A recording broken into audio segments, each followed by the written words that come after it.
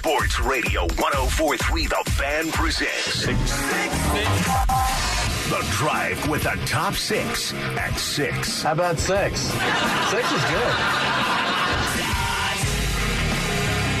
Ryan O'Reilly, who used to be a hero here, has come out and said this. I like, when we're skating and we're, physical, I think we give them a lot of issues. And that's whether it's forecheck or defending. When we play our heavy game and commit to it and, put pucks in and don't feed their rush, we make it tough on them and find ways to beat them. And that's what we got to do. That's going to be our focus. We know that they have a lot of talent over there and they work hard. But for us, it's an exciting challenge. We're going to have some fun and we're going to beat them. Wow.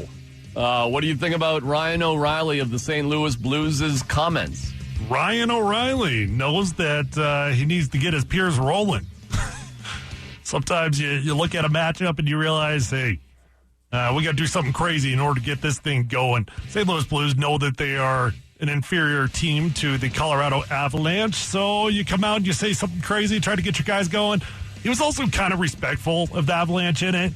It didn't really feel like bulletin board material to me because he was talking about it. They're good players. They're a good team. It's a good matchup. And it seemed too egregious to me. Yeah, I think it's just kind of fun. It's just that we obviously have an interesting relationship with Ryan O'Reilly. I love Ryan O'Reilly. I think he's awesome.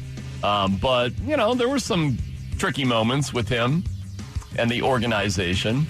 But at the end of the day, I think he's a pretty cool dude. And I definitely want to beat the Blues and see him lose. So I like him stirring the pot. Ring it, Richie. Broncos have made a new hire. They have hired Kelly Klein as the executive director of football operations / special advisor to the GM. Klein will serve primarily as a liaison from the Broncos football operations and maintain significant responsibilities with both pro and college scouting. Klein came from the Vikings. She's in her 10th year. She is now the highest-ranking female executive in the NFL. What do you make of this hire by the Broncos? Well, it's time that George Payton got some of his people around him. I guess it's natural that when he was hired, it's actually kind of down the backstretch of the draft free agent season. So perhaps it doesn't make a whole lot of sense to shake things up like when he got hired. But now that that's done, you kind of start the new year in the scouting circle. So sure, it seems to make sense. I don't know anything about her, but obviously she's probably the highest level female executive in the NFL right now. So good for her. Yeah, I don't know much about her either other than reading her background here, and it looks like she's been a longtime scout for the Vikings. She's also had various roles of kind of managing other scouts. I guess she's more or less the new Matt Russell, although we asked Mike Kliss if she was replacing Matt, and technically speaking, no, but more or less, in my opinion, if you're the right-hand woman to George Payton, then you're more or less the new Matt Russell. Well, what struck me is how young she actually is. Yeah. And like 30, 31 or something like that? Along those lines. So, male or female, doesn't matter. That's a pretty extraordinary accomplishment no matter what at that age. So, hey, George Payton likes her. Cool. George Payton needs to... You may see more George Payton moves and see who really he believes in and who he doesn't. And he believes in her, which is good. Ring it, Richie. Melvin Gordon was gaga on a recent podcast about Aaron Rodgers. Said he talked to Teddy Bridgewater about coming here, and he was excited about that. And had this to say about Drew Lock. And I could tell in meetings already that he's taking on that role. You can see it. Yeah, you can see it. Like just when he talked, the coach told him to go through this, go through that, go through this cadence. So, you could tell the confidence. Sometimes it's fake it till you make it. Hey, bro. Hey, sometimes you gotta fake it till you make it. Sometimes you gotta fake it till you make it, man. I told him that before too in the locker room. I said, bro, if this not your strong suit to just kind of be just loud and just kind of, I said, bro, just fake it, bro. Because guys are watching it, bro. You got to fake it, bro. And you fake it, eventually become who you are, but just fake it till you make it, bro. What do you think of that advice? Well, first off, I think it's absolutely brutal to ever talk about a teammate like that in public. Number one rule as a football player is you talk about yourself and not anybody else. So if you get asked a question about somebody else, you deflect very, very quickly, or you just let them know that, hey, I'm here to talk about myself. So brutal for him to toss Drew Lock under the bus like that. There were other comments in this interview in which he says he was more or less pursuing Teddy Bridgewater, predicting that he was going to be the quarterback of the Broncos. Clearly, he doesn't have a ton of respect for Drew Lock, at least in regards to his leadership capabilities, because that's what that was specifically about. It wasn't necessarily about performance, but it was about his ability to rally the troops. Holy cow, though. Can you imagine what kind of confidence builder that would be if somebody came up to you, your teammate, and said, dude, just fake it till you make it. We're watching you. We're all paying attention right now. Brutal. What was your question? No, you hit it. It was brutal. It was another dagger, maybe unintentional, but it was another dagger to Drew Lock, meaning he lacks qualities that his teammates want to see in their quarterback. So you fake it till you make it. Not good. Ring it, Richie. Broncos had a ton of people show up today for the first day of Phase 2. I think it was close to 70-some players, maybe even more than that. A few names that we know were not in attendance were Justin Simmons, Kareem Jackson, Brandon McManus. However, the majority of the football team was there. Mm-hmm. Another name that kind of popped up out of nowhere that was not there, Teddy Bridgewater, who was away for personal reasons. Although I think we both would agree that Mike Kliss, the tone that he gave it to us, it left room to speculate what that personal reason is. All right. Why do you think Teddy Bridgewater was not there? I don't know. The fun conspiracy theory propagated by some of our texters is that he's been told that he's going to be part of an Aaron Rodgers deal and don't bother. Just get ready for your new team, the Green Bay Packers. That's the most fun one. But is that what you think? No, I don't think that. That would be awesome, but that is probably going a step too far. Does that live in the world of possibility and reality? I mean, sure, maybe. Good, but my guess is that it's a logistics issue. I doubt it's a protest. Right, but when you say logistics, I'm like, because Mike did mention something about, who knows, maybe he needed to sell a house. He had something going on out in Carolina. Yeah. Who knows? If it was logistics, no. It's enough for us to keep watching it and following along and try to figure it out until we know better, and right now we don't know better. Drew Lock, congratulations. You didn't have to flip a coin today to see if you got the first rep. Ring it, Richie. Tom Brady and Giselle are now homeless. Oh. Well, that might be so dramatic. Going too far. But Derek Jeter, who owns that incredible home. In Tampa. Tom Brady and Giselle have been living in, sold the home. It was listed at $29 million. Now, I don't know if he got $29 million for it, but it was not purchased by Brady and Giselle, according to the real estate listing agent. Brady and Giselle were very accommodating by having it show ready, which means, wait a second, I could have gone and taken a look at the home and Tom Brady would have to clean up the kitchen? You know what? Wow. I remember reading that when they moved into that home, that they had to be okay with the home being showed. So, okay, what now? Well, that's a good question. They have, Brady and Giselle, purchased land on an exclusive island off of Miami to build a home there. That doesn't feel very close. So it sounds like they're buying an island. It's a heck of a commute. It is, unless you have a plane on your island, and it makes me wonder, could Tom Brady simply fly from his home in Miami to practice in Tampa? That's a fun one. Hold on, how far would that be? Do you have any idea? It can't be that far by plane. I bet by plane it would be... No. I mean, Phillip Rivers getting the custom van, I guess that was one thing. And he did, he probably traveled 5 or 6 hours a day. If you're buying property on an island, why wouldn't you put in an airstrip? Well, keep in mind, they also built like a $50 million home in L.A. or I think it was Hollywood, somewhere out there that they never moved into. They build stuff. They buy stuff. They're rich. No doubt about it. But that would be... you know what's funny? You asked that question. So in Seattle, you're right on the water. That's right. And you look into Mercer Island. Yeah. The facility is unbelievable. Yeah. And there are docks for boats at the facility.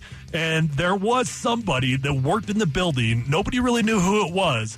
But they would drive their boat to the facility every single day. That's pretty cool. You would see that boat, and then it would depart, and then it would come back the next day. And it was like this super mystery. Who's the dude that actually drives his boat to work every day? Commutes by boat. Yeah.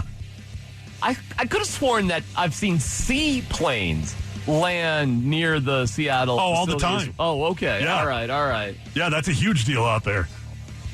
I don't know how he's going to do it, but he's got to get out. You don't have to go home, but you can't stay here. It's closing time, Tom. Ring it, Richie. Okay, Hall of Fame GM Ron Wolf, who had a fantastic career specifically with the Packers, he has got beef with all these modern divas that are playing the quarterback position. He says, we've got a lot of divas playing in the league right now, and I fail to understand that all of these guys, and he is talking about quarterbacks, that all of these guys have long-term deals. I can't believe the game has changed that remarkably. These guys, Aaron Rodgers, Deshaun Watson, Russell Wilson, are they in the wrong, D-Mac? Or are the teams that have always been able to just tell them, dictate, hey, you sign this deal, we'll cut you whenever you want? Do you like this evolution of players taking charge, or are you kind of with Ron Wolf, that these guys are not committing to a long-term deal that they signed? That's a good question.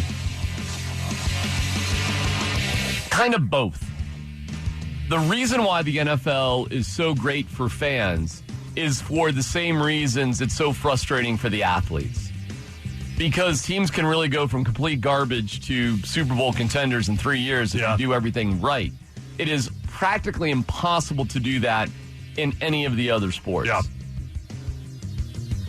So, I mean, I do have sympathies for the wrong word, but I understand why players would want to control what they can do when they can do it in the NFL. But honestly, it's so few. It's really just a handful of guys. And maybe it is really only a handful of guys in the other sports, too. It's the superstars of the superstars. Well, NBA I guess I don't really have a problem with it because it's so limited. Yeah.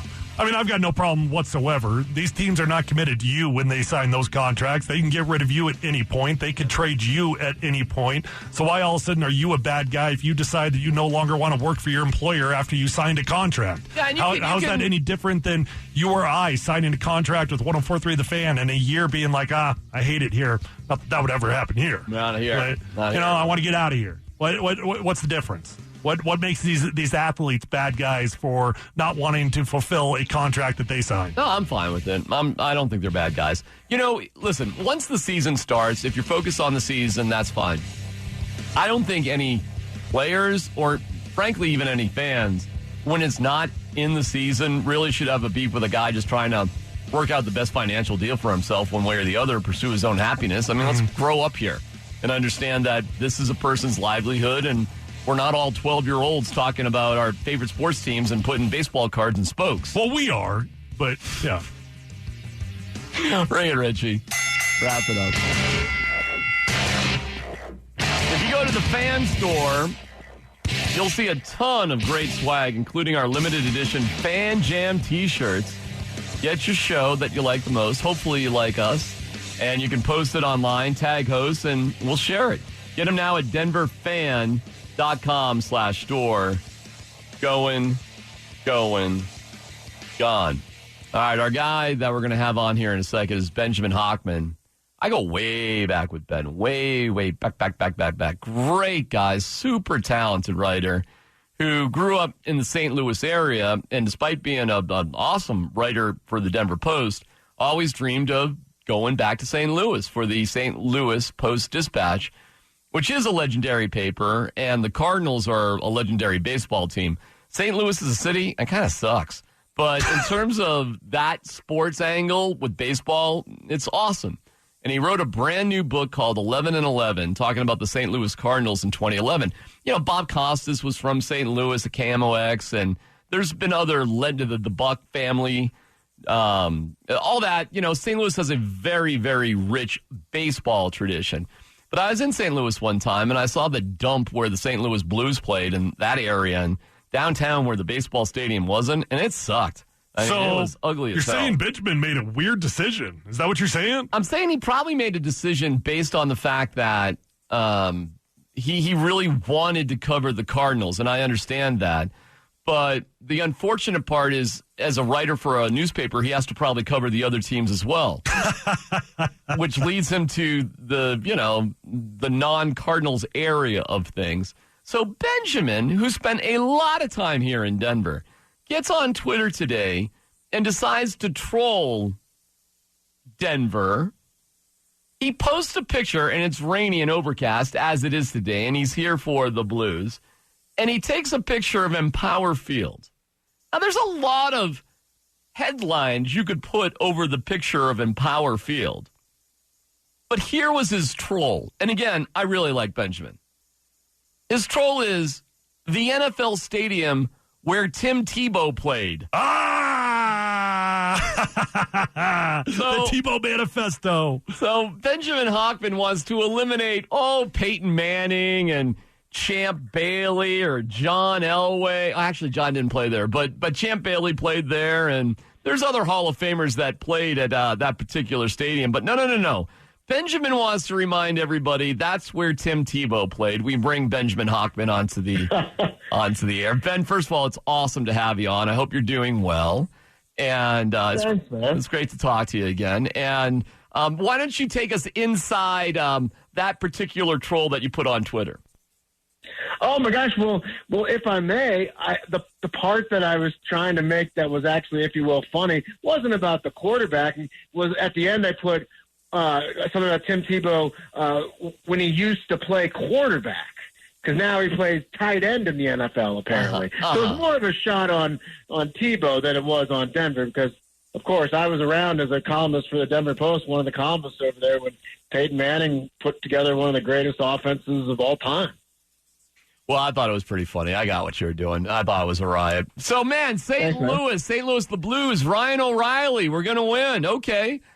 Take us into the hockey mindset of the St. Louis fans and the team coming against the President's Trophy winning Colorado Avalanche. Where are their heads really at?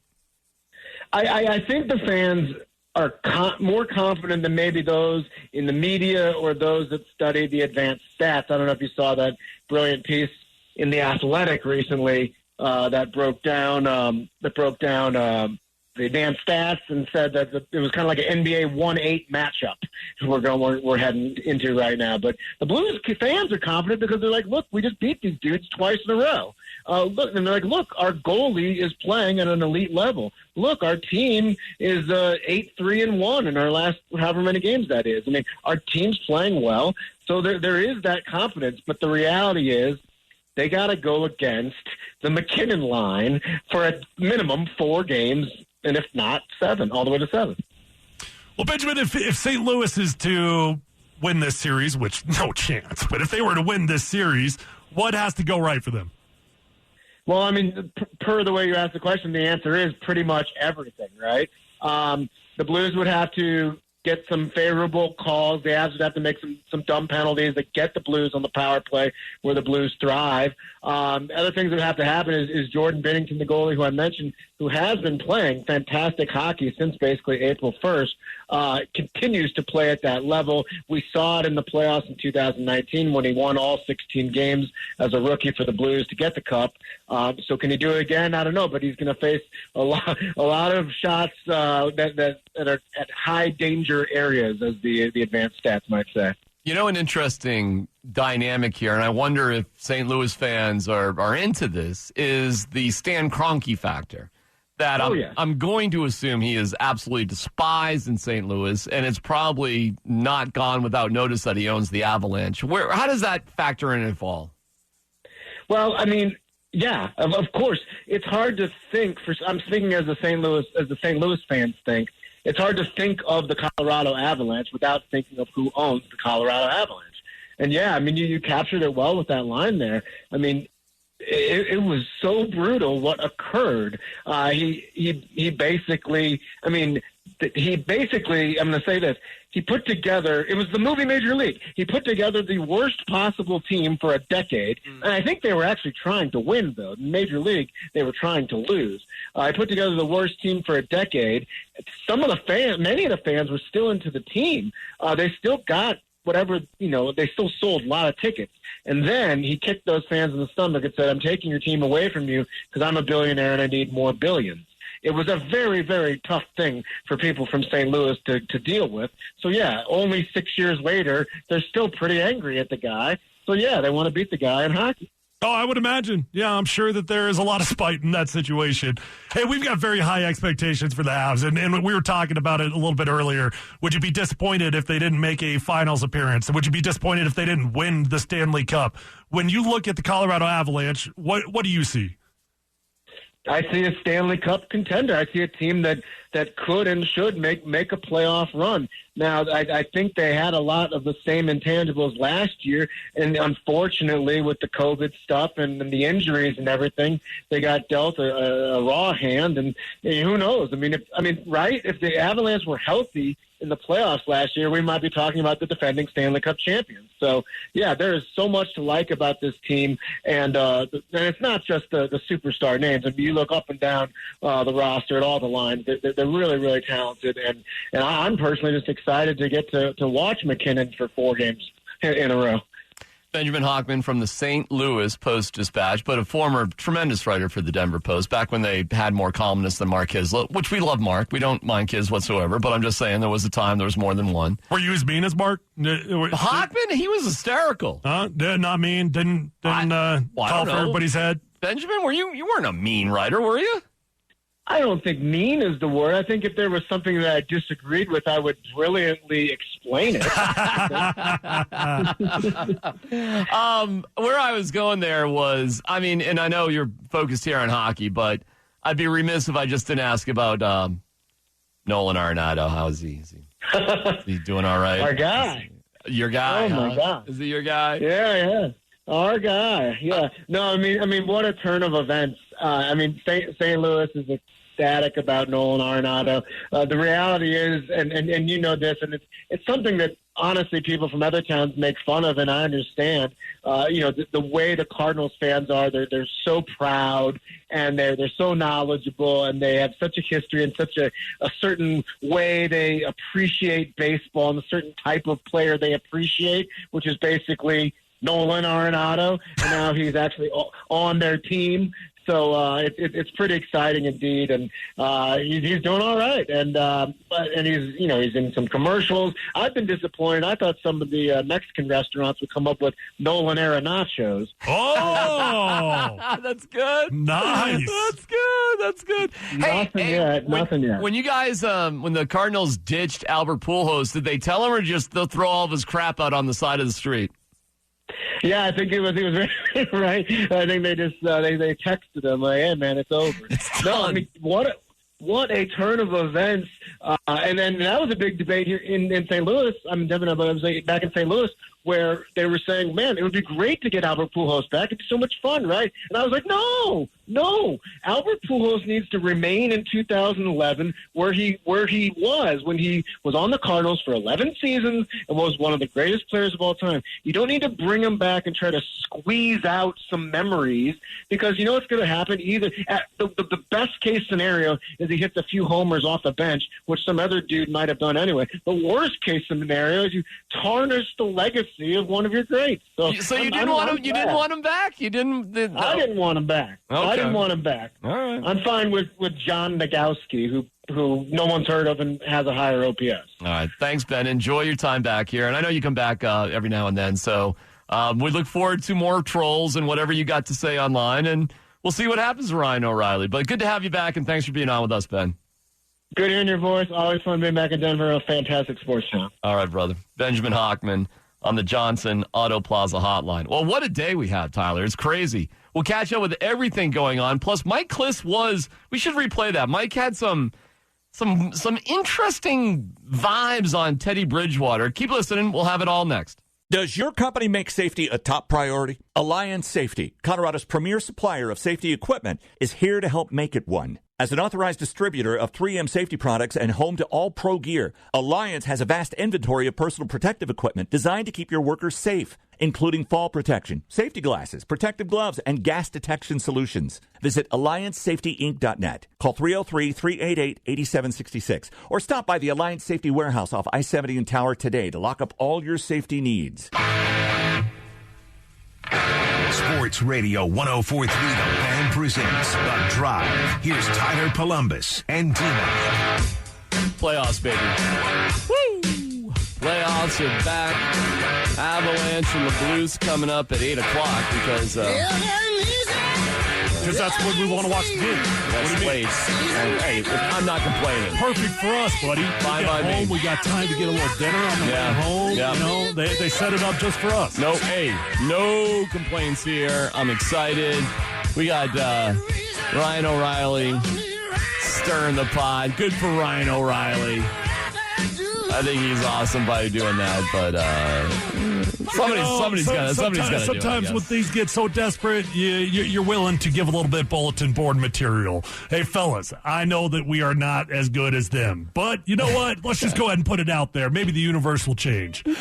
All right, well let's see it. Let's see what happens. We're here for it. We're here for it, and we can't wait, and we'll be covering it and talking about it and having a blast with it, and it begins tonight, and anything less than anything less than a Stanley Cup appearance is going to be disappointing. Yes. Yeah. Based on, everything. Yeah, that's where I put it. I think it's asking a little bit too much to say it's disappointing if they don't win the cup. But yeah, man, getting to the cup at this point, as good as you've played all year long, something honestly, it would feel like something would have to go wrong in order to not at least make an appearance. And I know there's a long ways to go. That was really foolish. That was a really foolish statement. You need 16 wins. However you get them, who cares? You just got to get them. They're nearly doubling the amount of fans that can be at the game at Ball Arena tonight. Perfect. So good for you if you're off to the game. That's awesome, and I'm sure it's of course not the environment of 19,000 people in the past. However, that being said, I'm going to guess because it's going to be nearly double the fans, it will, in context, sound incredibly exciting for the players, and there'll be a ton of energy there. Oh, sure, especially considering the fact that this will be like the first time that the fans could have that many people around each other. Yeah. Just kind of build off of one another. I don't know if it'll really affect the game, but it'll be fun, and I bet you'll feel the energy. Yeah, and here the Nuggets are just a pinch away, and we are so close to having like a playoff game night after night after night, which we've been spoiled about in the past. But we also went for what was that 2 years ago that we went 21 straight days with a playoff game? Something crazy like that. But I was going to say it wasn't that long ago, and it was years in a row where neither the Nuggets or the Avalanche were in the playoffs. It was just nothing going on there. Sure. So let's go, man. It's awesome. We're excited for it, and the Nuggets will get going a little bit. The Nuggets are interesting too, Tyler, because I guess I was a little confused exactly what everybody wanted to happen in that Portland game, but apparently from everything I've read and understand, everything that we wanted to have happen in those final four games actually happened. That was a very complicated situation. It felt complicated. Here's what it came down to for me. You just couldn't help yourself but to win, and so go ahead and keep winning, doing your thing, and you try to go to the playoffs feeling good about yourselves. That's what it came down to. But there were significant reasons to want to lose the final game. Right. And they did. Pretty convincingly. Yeah, good for them. And going up to that point, though, they did everything they could, and energy's high. And so, you at the end of the day, you want the Lakers to have to work harder. It doesn't matter anyways, because now you're not going to play the Lakers. So I thought they would. Now they're not. They're playing Portland. All right, that's cool. And they end up being the third seed, which they were last year. So here we go again. We're kind of in the exact same spot. And the Lakers have a much harder path to get to where they want to go. I always have fun anytime you get to see a matchup with Nurk and Jokic, so that's something to look forward to. And just, you got the right guy, so enjoy that moment. And you know what? You're going to be able, no matter what. Boy, James Marilat was going off about the whole broadcast situation on Twitter. Oh, I saw that. Yeah. Does James have any friends left? James used to work over there, we know, right? Yep, sure did. I can't imagine. I mean, I think he makes way more valid points than bad ones. And James was actually very complimentary to the people that work there on the air. The broadcasters. Yeah, right? His point was billionaires against billionaires. That was his point. That being said, even though altitude for the Avalanche, they don't have a choice with the Nuggets. It's a different deal with the NBA. But if they wanted to, they could have stopped the broadcast locally even on national TV in the first round. They don't have that kind of control in the deeper rounds, but they do in the first round, and they're not. So tonight's game is on NBCSN, and then USA has one of the games, and it's available somewhere. There's like a network of TV stations that are connected with NHL contracts. They did temporarily block it last year, though, right? Oh, yeah. Remember that? Yeah, they did. And then there was an outrage, and somehow it got fixed in 24 hours. Yep. And, the press release from Altitude was interesting. They definitely took shots again at Comcast, but they were like, well, but here are the games. They're on, so everybody can watch them. Because at the end of the day, it is playoffs. It's the playoffs. Correct. And you're not advancing your position one way or the other this time. You may as well let all the fans sort of have fun with it, and hopefully whatever these issues are resolved somehow for next year. But at this point, from now on, every Avs fan, as long as you have some form of cable, will be able to watch the games. Perfect. And that's fantastic. News. Meanwhile, we got a lot of going on today. We have this situation with the Broncos. It's the world's worst boycott. Where, what is it, 4/5, 3/4? I mean, the vast majority. Something like 70 guys, right? Yeah. The vast majority of guys showed up. Well, to be fair, this is exactly what Brandon McManus told me was going to happen. He said that they were going to skip out on phase 1 because they didn't want to be there, but they did see the value in OTAs and actual practices, and the guys would start showing up by the time they got to phase 2. So this is actually exactly what he told me and he told others. I guess I was a little bit surprised, though, that Brandon and Justin Simmons were not there. I know that they're the ringleaders. I know that they're the PA reps for the team, but he did tell me a while back that the guys were going to show up for practices. So I sort of thought that he would be a part of that they would all be a part of that. Well, it's 70 out of 88. I mean, I don't know, man. We'll see how it progresses. We're getting this close, and when I say this close, I'm holding up my fingers that you guys can't see. Yeah. We're like an inch away from this feeling exactly like it would any offseason, where you've got your 1%ers that don't attend because they don't have to. Yeah. And they don't have, and it's got to be the 1%ers that don't have a workout bonus attached to it. Mm-hmm. So in any given year, you probably have between 5 and 7 guys that don't participate in the voluntary workouts. We're getting really, really close to that number already. Yeah, and what guys do matter the most for being there?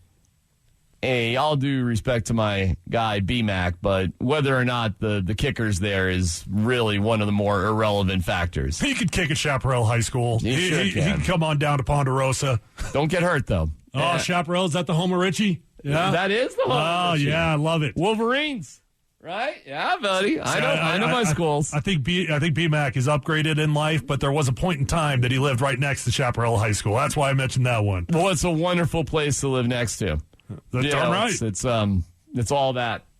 Where's the statue of Richie there? Chaparral? No? Yeah, no statues. No statues? Yeah, Mike Kliss was, what a trip, Mike. Mike is something else, man. Oh, what did he do now? Oh, well, hang on. Perfect. If you don't remember or didn't catch what Mike Kliss was doing this morning, we shall remind you. It's fascinating. That's next. It's The Drive on Sports Radio 104.3 The Fan. Here's Tyler Polumbus and D-Mac. Mike, I think it would be incredibly fascinating if you just walk our listeners through your morning, how it started, what you did, and the information that you received. I was hanging up. I got up early, got to Dove Valley, and did some gutter work. As I call it, hung out outside the Broncos player parking lot and kind of counted heads to see how many were there. And basically, I was counting. I got close to 70, and then I had three sources. One told me 71, one told me 74, one told me 76 or 77. So make it over 70, and which, in phase one they were getting 20. Rookies accounted for 20 more of that, but there were 30 to 35 vets that showed up for day one of phase two, which was getting on the field for the first time for some football drills. So very interesting. I think there were two reasons for it. One, if the rookies are going to be there, vets, you better be there too, or they'll start closing the gap on you. And then obviously the Juwan James, Deshaun Hamilton sagas, I'm sure had an impact too. Who wasn't there of note? Well, I would, we're all kind of looking at the top Union guys, Brandon McManus and Justin Simmons. Teddy Bridgewater wasn't there. He's got some personal things. After the trade, I think there's, he's been around. He's got family. I don't know if he had to sell a house or what's going on. Who knows what's going on there. But he wasn't. He wasn't there. And then I'll just kind of leave it at that. Okay. Wait, hold on a second. Hold on. You can't just leave it at that. Hold on. Yeah, when you say personal business, I'm assuming there's something serious going on. So was it not something serious? I wasn't. He's supposed to show up Monday. He's supposed to show up Monday for OTAs. So that's the word I got. And then Kareem Jackson wasn't there. That's all I know. Sorry, new QB didn't come, huh? I could make up something, but that's all I know. Okay. All right, Mike. Any other notes that we should be aware of? Well, the Broncos are very proud of the Kelly Klein hire. She's when you add in scouts and people she's in charge of, she's the highest-ranking woman team football executive. So, hey, why not? The glass ceiling for the women. They're starting to break through there. Well, let me ask you a question about her. Is she the equivalent of to George Payton the way Matt Russell was to John Elway? I put that in my story at the end. No, the answer to that is no. She has a newly created position. The Matt Russell position has not been filled yet. So what's the difference? What is she doing different than Matt? She's scouting. She's overseeing video and the equipment room, and she's also going to be involved. She's going to scout. She's going to college and pro scout, but she's not going to be in charge of scouting. Why? Matt was in charge. Was in charge of all the scouting. Why now instead of months ago? Well, because you have to get through the draft first of all. None of these. She was with the Vikings, and you saw a lot of hirings and firings right after the draft. That's generally when it happens. That's when contracts expire, and so this could have happened maybe a week ago, but it couldn't have happened a couple months ago. She's still under contract with the Vikings. All right, there's Mike Liss, our 9 News Broncos insider, courtesy of Bet River Sportsbook, McGill's Hotel and Casino. Yeah, Mike was hanging out, as he said, in the gutter, just hanging by the entrance to count up how many Broncos players. You know what that reminded me of? Do you remember the guy we had on last year that took the photo of Tom Brady at that high school that was like in between the bushes? He was really defensive about that. Super defensive. Definitely knew that he was in the wrong. Yeah. but that's what Mike reminded me of in this one. It's funny. I talked to Mike last night, and he told me he was going to do it. And he was like, you can't tell anybody. And I'm like, yeah, okay, Mike, I won't tell anybody. Right. I won't tell anybody that you're hanging out in a sidewalk near the players' entrance at 6 o'clock in the morning. He's definitely not alone. Many outlets do that. Maybe he was alone today. I don't know, man. It's the hustle. The hustle is real for Mike Cliff, man. Oh yeah. If people give him shots about a wide variety of things, but that dude works his tail off. I mean, he got himself up. He lives out in Golden. He doesn't live close to the facility. He's there at 6:30 in the morning, just sitting there like counting players that are walking into the facility. I know, because I can only imagine the anxiety that I would have had I found out, I don't know, like 4 hours later from the team PR, the amount of guys that went to practice. The amount of anxiety I would have been going through if he didn't get that at 6 a.m. would have been very, very high. You're assuming you would have got the right information from the team PR. He's boots on the ground, dude. And then he got Alexander Johnson taking his bicycle to practice. Perfect. That was kind of interesting. Our kind of guy, dude. Yeah, I kind of like that. I'm kind of curious, like what kind of bike ride I rode my bike to work one time when I was playing for the Broncos. That's it. From where? From my house. What do you mean from where? From your house where you live now? Yes, out in Parker. That's a little bit of a pedal. I think it was about probably 12 miles each way, something like that. Why did you do that? I don't know. It was the off season. I felt like I'd get a little extra cardio in. We didn't have any practice that day. It was a phase 1 day. It was seriously just phase 1. We got workouts with Lauren. It wasn't Lauren, but yeah. I was just, showing off. Thought I'd be cool. Well, so thought they might give me like a little bonus if they saw me riding on my bike. What happens? Yeah, well, they probably cut me like a couple days later or something. This is an important question. Did you have a place to change once you got into the facility? That's a loaded question, and I know where that came from. Yeah, I had a locker room. You did? Oh, yeah, you had a place to change. Yes. Oh, that's wonderful. Where you were allowed to properly go in and change in this specific spot. Right. Yes. Well, it's underway. The world's worst protest rolls on, and I'm going to guess with the amount of players they have, and we will be able to watch practices here coming up shortly. Not this first couple of days, but later this week. So we'll see kind of everybody in action doing football stuff. Should be kind of fun. So we look forward to it. Good, man. That's going to be great. So we got the Avs tonight. We got the Nuggets playoffs coming soon. We got the Broncos mostly practicing. Dude, we got the Rockies too. Rockies. We didn't talk about last night. No. Don't want to talk about that one. I'd rather talk about how I went to the game on Saturday and saw that McGregor. It's very confusing because you tweeted out two radically different viewpoints of that game. Oh, yeah. Did you cheat the system? Did you give yourself a self-upgrade? Huh?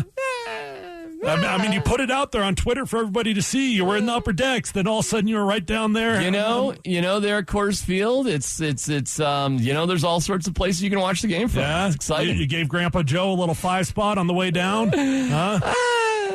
I don't need to go in the specifics, but bought him some popcorn. Said, "Hey, just let me slip on by." There's things you can do. I'm just saying. Yeah. At that McGregor Square, though, it's pretty sweet, dude. I know. Have you been inside the hotel? Yep. We almost stayed there. It's ridiculous. It looks like a Vegas hotel with all the purple neon lights everywhere. And there's multiple hotels, so I don't know if we're talking about the same ones. I was at the Raleigh Hotel. That sounds different than whatever you're talking about. But there are multiple hotels that are there. I thought that was the same one. I don't know. Whatever. Whatever you want to say, that place is sweet. It's going to be a destination location, period. They did a phenomenal job with it. So they got that going for them. Good for them. Yeah. Nick and Cecil, what are their thoughts about everything that's going on? Can't wait to hear it. That's next, right here on The Fan.